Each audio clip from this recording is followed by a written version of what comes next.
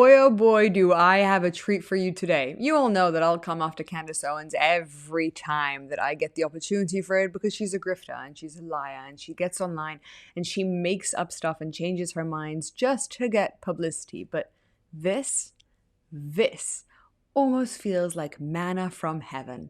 Enjoy. Sit back, pull out your coffee, and let's just watch Candace Owens in her full glory self-implode.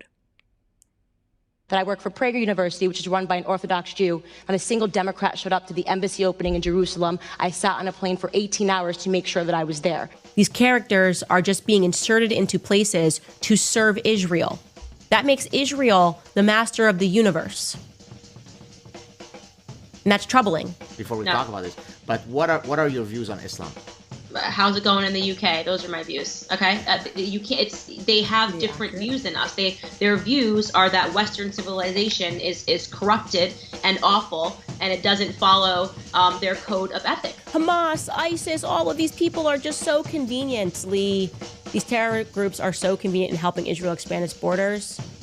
We know that now. We are aware of these operations that you're running and constantly blaming it on Muslims, radical Muslim. It's always been killing Christians, and you've always been pointing the finger at Muslims. But you didn't vote for Donald Trump, to be clear. I did not. After dropping out of college, Owens became CEO of Degree 180, a website which included, among other things, a blog focused on taking down then-candidate Donald Trump. One article was titled, "Does Donald Trump Actually Have a Small Penis?"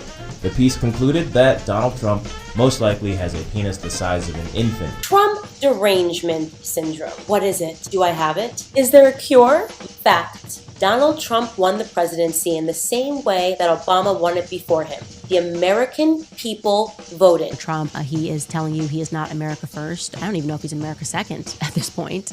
It's all so ridiculous and disappointing. Just honestly embarrassing. Sitting next to a Jewish guy who has lived way sooner than slavery was, just in the 1940s. They survived a near genocide, okay? You say to people, okay, what is it about Hitler? Why is he the most evil? Well, the first thing people would say is, well, an ethnic cleansing almost took place. And now I offer back, you mean like we actually did to the Germans? I do not believe that we should be characterizing Hitler as a nationalist. He was a homicidal, psychopathic maniac that killed his own people. World War II, convincing Americans that it's like totally cool to want to genocide Germans.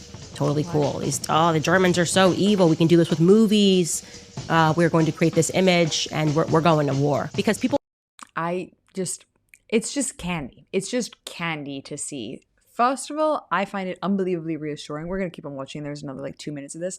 I find it unbelievably reassuring to realize that once upon a time, Candace was sane. She did have valid opinions because I remember watching her 5 years ago, even close to 10 years ago, and being like, oh, yeah, this woman, she knows what she's talking about. And then suddenly, over the last 2 years, it's been like, did she never know what she was talking about? No, she did. She was sound in mind. And then she probably got bought out by Qatar because we know that all roads lead back to Qatar. And we know that she's part of this like Christian cult thing or whatever, this Catholic group that hates the Jews. And she's just so deeply anti-Semitic. It's kind of shifted.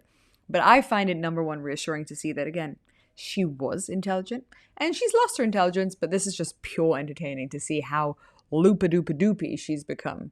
In their minds think, oh, well, if it's in a book and a publisher agreed to publish it, HarperCollins published this book about Kamala, they must have fact-checked this and all of this must be true. People have this wrong perception. So Grok is saying there's no basis and he's crawled the biographies.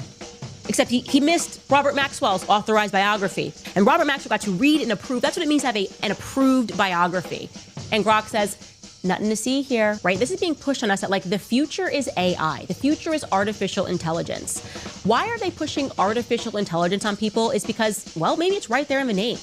They want you to be intelligent artificially. It's a veneer. You're not actually intelligent. You might be an idiot, and not to be mindful of that, but to forcefully reject these tech lords. But then I used the software that Xavier Poussard introduced me to, the World Economic Forum's Face++ software. I don't know how this software works, but I've learned to trust it. I really trust that software, and it only further commits me to Xavier Poussard's research, which is that Brigitte Macron lived as Jean-Michel Trogneau.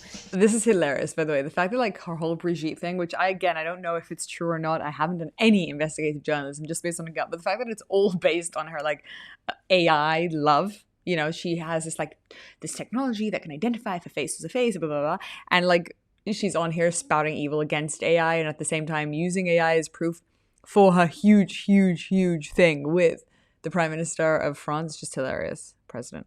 And that software has proven to me that she really has. The angst of that cannot feel good. Like you think you're so right and you're dropping what you think are receipts about somebody's life. And the scariest part of that for me is really the IQ element, because it doesn't really matter how much research you do. Some things should just go to you, oh, you know what, that just sounds ridiculous. Jean-Michel Trogneau took Brigitte Trogneau's identity at some point. It's very obvious he kind of becomes his sister. That's what seems to be the most logical conclusion based off of everything. America voted for a misogynist, said every actor and actress everywhere just after they had got finished smooching up to Harvey Weinstein. Oh my God. Yeah. That was brutal. Whoever did that editing, I mean, that was so unbelievably entertaining to watch. Look, we just know that she has shifted and changed, and there's the cult element, there's really the money element, there's the fame element, there's the fact that she's just growing more and more by the day because she's so controversial. There are so many different elements as to why Candace is benefiting from just getting out there and constantly changing her opinions on stuff, and she's allowed to. By the way, my opinions have changed a lot. I think it's a good thing when person's opinions change, but in the same element, being able to say, you know, AI is ridiculous and I use AI for my case, and Harvey Weinstein, blah, blah, and Harvey Weinstein. The constant contradiction between her opinions just comes to show you that you should not be trusting her. And this video, I hope will go viral. Not me reacting to it, her. So that people can actually see, like, this is somebody who changes their minds all of the time. This is somebody who doesn't actually know what they're talking about. Absolutely amazing job, Milky TV, whoever you are. Brilliant, brilliant, brilliant. Let's keep them coming. Let's keep exposing her for the grifter that she is, as she deserves to be exposed.